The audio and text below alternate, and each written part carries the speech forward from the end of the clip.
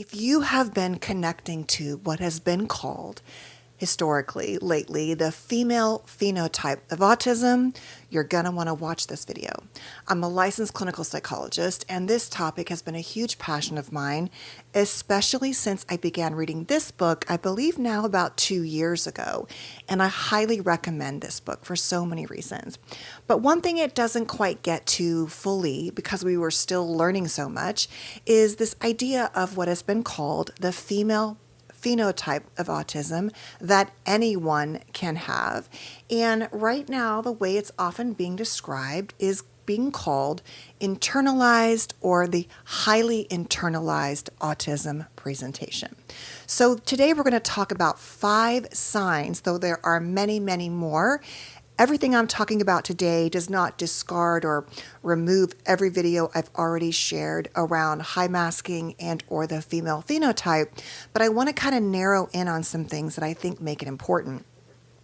Because the research wasn't fully there in this book, and this book does a great job of talking about, how we used to think about autism as Rain Man and or Asperger's and men and being, nerdy tech people who were not very sensitive. We've come a long way since then, and yet there's still so much left to discover.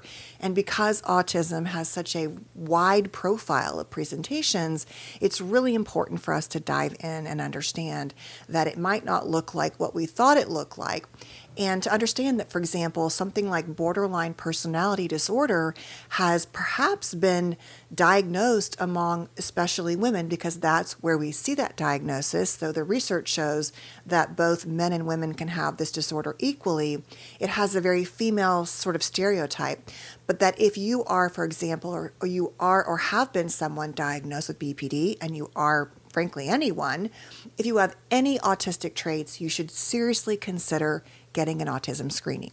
So today's video is going to go into 5 often parts that you can really see in the highly internalized presentation of autism to keep in mind, because as we dive in, we know that, as this book talks about, things like PTSD, CPTSD, anxiety disorders, anxiety and depression, all of those things can often co-occur and can also mask the flavor of understanding really what this presentation can look like. So the first thing to know about this presentation is that because it is experienced internally, and we know that women often struggle with internalized symptoms of mental health issues versus externalized, for example, depression, anxiety versus an outward behavior, both expected from a sort of, gender expectations dynamic and all of those things, that we have often missed this diagnosis. And that's why I think so many of us are being late diagnosed and finding ways to fully understand ourselves as a result of something like autism, and saying it's not just all trauma. It's not just being highly sensitive and or an empath, which, as many of you know, I have lots of feelings about those things. We do know, for example, that people can be born, animals and people, with a more sensitive temperament. But there's a lot of discourse around, is being an empath really about being, growing up in a certain childhood and being trained to be hypersensitive and hypervigilant, carrying wounds, things like that. So it gets kind of messy when you get into it, but I really wanted to share these 5 signs and hopefully, as I've said, each day share content from different books with you. And if you want to do a deep dive on the history of autism, I also recommend not just this book from the, history level, I should say, but the book Neurotribes. So the first dynamic that you will notice, and this includes all of the other criteria around, repetition and social communication and sensory issues. These 5 alone do not make a diagnosis, but they are very common among those with autism who have a highly internalized presentation.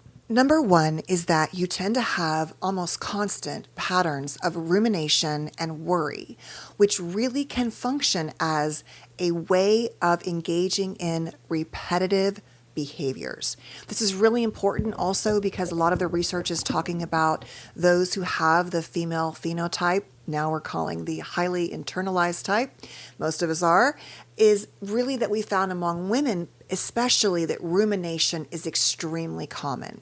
So this idea of chewing on something and thinking about it and rethinking about it and worrying about it can be one of the ways that we experience the internalization with an autistic brain, but often that no one sees. And that is the biggest challenge with the internalized type, is that it doesn't fit the previously described criteria of what a person with high functioning, which we don't tend to use anymore, but that was used in talking about Asperger's and things like that, or a very, stereotyped version that would be so obvious everyone would know. Well, if you have this more patterned presentation, these things are often happening without anyone seeing it. So that pattern of rumination, very common.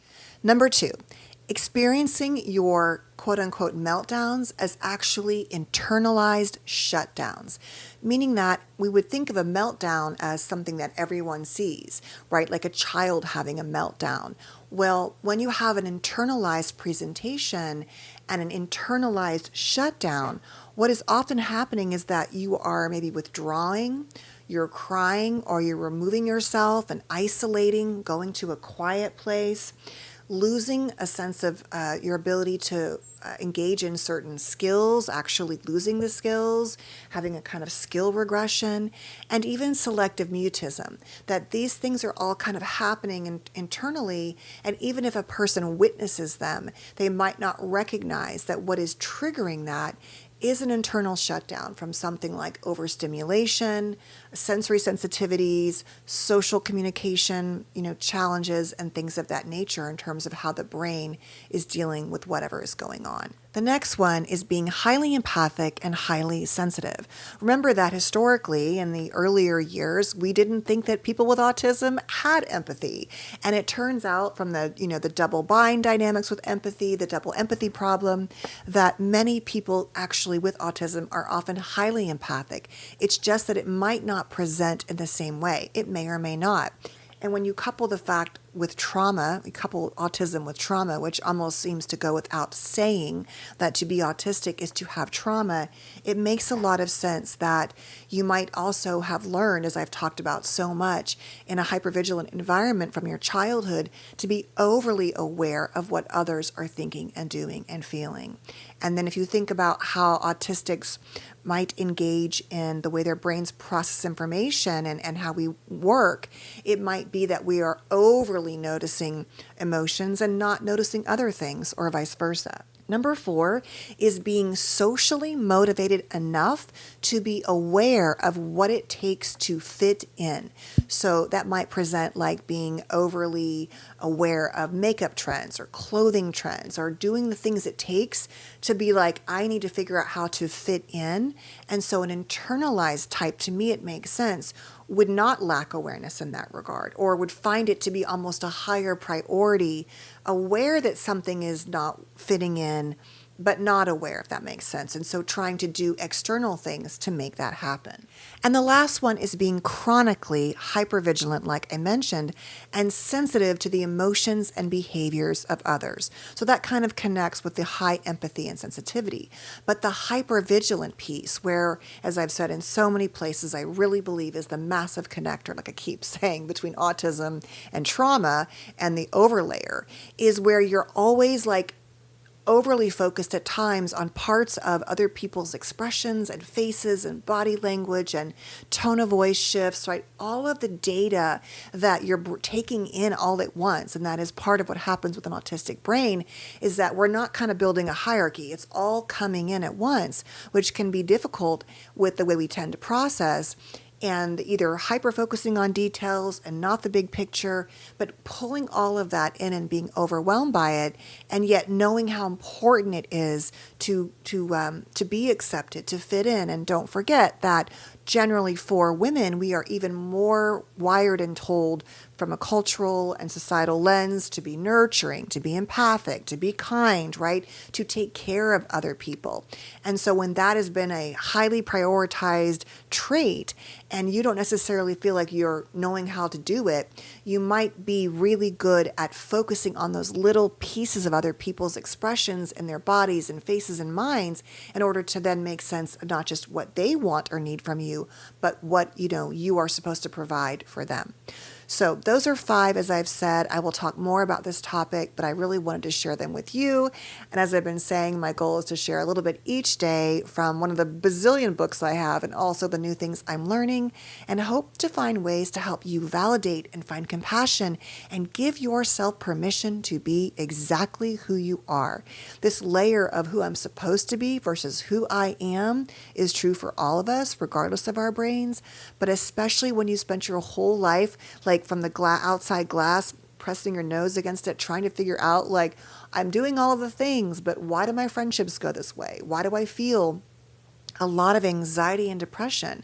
By the way, that's very common with people who are more internalized, because those struggles are being really carried, and the burden of them often alone. And that is what I think is the beauty of having this kind of content and conversation, is for all of us to find ways to lean in and accept and love each other more and more for who we truly are. So thanks for being here. Have a beautiful day, and I'll see you soon. Bye.